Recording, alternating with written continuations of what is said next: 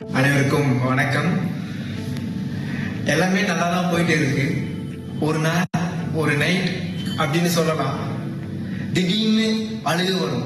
ஏன் அழுதுன்னா நம்மளுக்கும் தெரியாது. கோபம் வரும், ஏன் கத்துறோம்னு நம்மளுக்கும் தெரியாது. இது பேர் தான் என்ன சொல்லுவாங்க தெரியுமா? Mental breakdown, emotional burn out.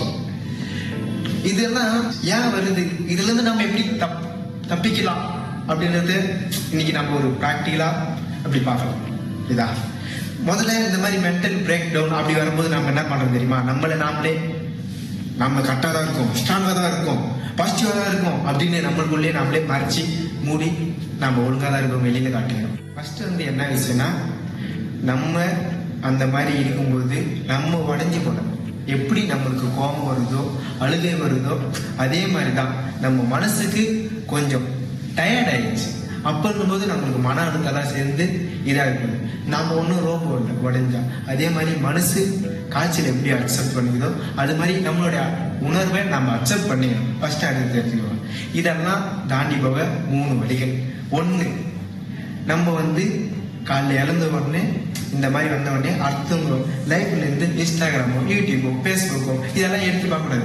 ஏன்னா இதுல எல்லாமே யார் தெரியுவா? யார் ஒருத்தர் ஜெயிக்கிறானோ அவனுடைய லைஃப்பை தான் எடுத்து காட்டுறாங்க. நாம ஏற்கனவே நொந்து நூலா இருக்கோம், இதுல அடுத்தவனோட லைஃப்பை பார்த்துட்டு இன்னும் நொந்து நூலாம். அதனால என்ன பண்ணணும்னா அதை கொஞ்சம் தூரமா வச்சுட்டு ஒரு 5 நிமிஷம் நம்ம மூளைக்கு தேவையானது அமைதி, நம்ம மனசுக்கு தேவையானது அதை விட மிகப்பெரிய அமைதி. அதனால ஒரு 5 நிமிஷம் நிமிந்து நல்லா மூச்சு விட்டு உள்ளே இருக்கும். அந்த மாதிரி அதுக்கு அடுத்தது ஒரு 5 கிரவுண்ட் நைட் டெக்னிக்கல் இருக்கு.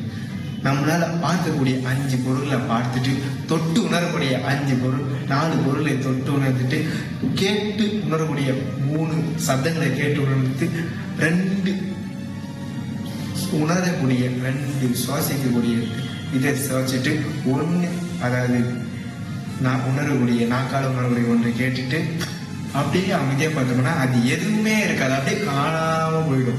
அதே மாதிரிதான் அடுத்தது இன்னொன்று என்னன்னா, நம்மளை ஜட்ஜி பண்ணாத ஒரு நண்பனிடமோ ஒரு மனிதர்களையோ நம்ம சொல்லணும். நம்மளுடைய குறைகளை நம்ம சொன்னோம்னா அவங்க இவன் இவ்வளவுதான் அப்படின்னு என்ன அப்படின்னு பார்க்கக்கூடாது. ஒரு மனிதர்கிட்ட சொல்லணும். கடைசியா ஒண்ணு சொல்றேங்க, இது எப்பவுமே நிரந்தரமே கிடையாது.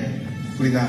எப்படி கோபம் அடுத்த செகண்ட் போதோ, எப்படி அழுகை அடுத்த செகண்ட் போகுது, அதே மாதிரிதான் காலமும் சரி உன்னுடைய உணர்வுகளும் சரி எதுவுமே நிரந்தரமே கிடையாது. கேட்ட நண்பர்களுக்கு நன்றி.